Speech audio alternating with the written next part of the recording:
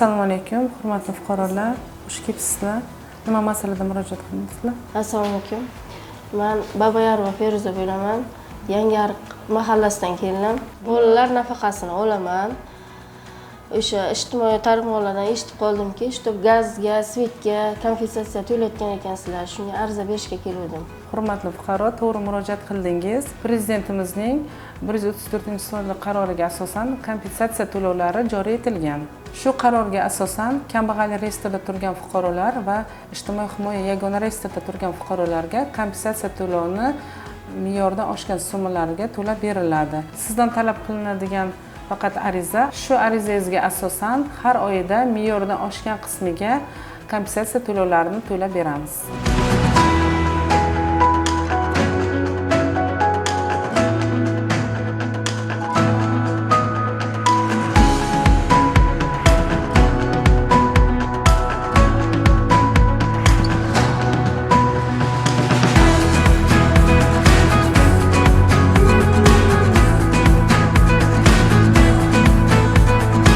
Hurmatli fuqaro, arizalaringiz dasturga kiritildi. Elektr energiya va tabiiy gaz to'lovlari uchun me'yordan oshgan qismiga har oyida kompensatsiya to'lovlari plastik kartangiz orqali to'lab beriladi. Yangiariq mahallasida yashayman. Ikkita farzandim bor.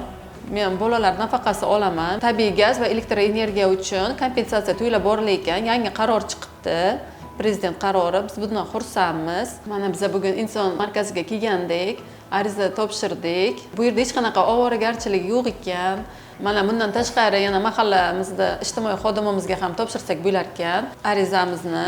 Bu orqali bizga har oy kartamizga me'yordan oshgan qismiga kompensatsiya to'lab borilar ekan. Biz bundan xursandmiz. Oilamiz budjetidan ancha yengillik bo'ladi biz uchun. Buning uchun prezidentimizga rahmat.